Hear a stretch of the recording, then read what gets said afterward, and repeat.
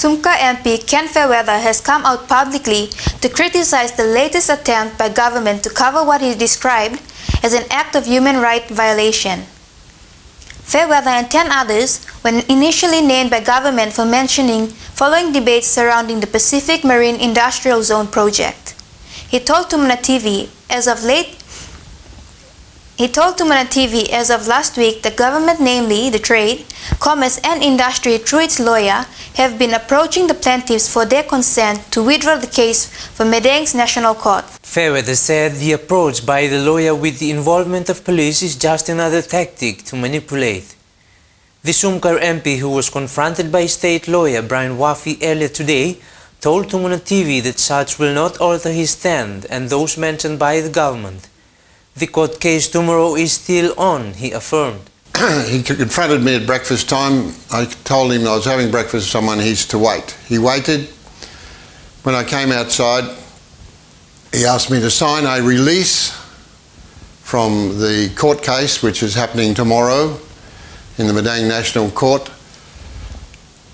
to sign a release so as the Department of Commerce, Trade and Industry and the Minister for Commerce could withdraw from this case. I refused to sign. We want this case to go ahead because it's a matter of human rights. It's not about freedom of speech about PMIZ, it's about freedom of speech about everything.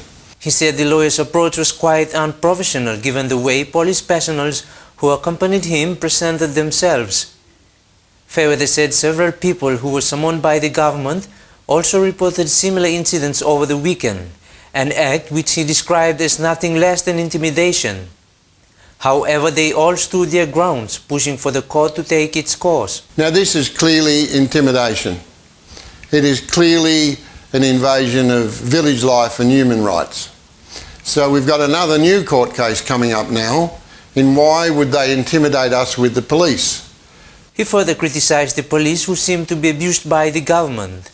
While he and those summoned are yet to hear the court's ruling, the involvement of police illustrates a whole new picture of law enforcers and the government, Fairweather said, challenging the local police hierarchy. Well, what were these police doing running around with a lawyer, with a piece of paper, trying to get people to sign it?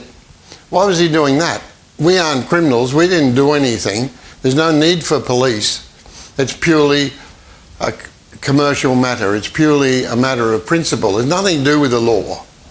The local MP says those summoned by the government and other ordinary citizens don't deserve to be intimidated through such act. He now calls on the provincial police commander to strictly observe such police engagement which may tarnish the local police reputation.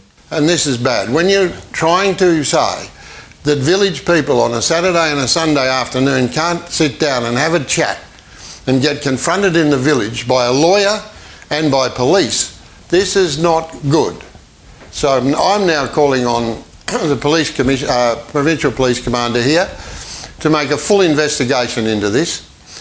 If it's not at his rank to do, then I want the police commissioner, Commissioner Vaki, to come and send some people to do it themselves. This is pure harassment. This is what's happening at this PMIZ now. They're stopping ordinary people from paddling their canoes to fishing. They're stopping people going in to have a look. They're stopping people going across that ground where they've gone across that ground probably for 5,000 or more years. This is pure and simple bullying tactics. Fairweather says this latest move by the department also indicates its incompetency in handling such issues concerning innocent people in communities. This now prompts him to further take this matter to court for intimidation given its impact on those who were confronted. He said the government has started something which it cannot handle and whose consequences on the people are quite paramount. They can't get this right, and now they're terrified about the court case because now we are going to ask for punitive damages, because you can't just go and frighten people and expect to get away with it. You can't. So we're going to take this on a new front now, not just the front of the PMIZ gagging, not just the front of the human rights, because they're trying to stop us talking, but now we've got a new human rights problem called intimidation. We're not going to stand for this, because once you start, you cannot stop.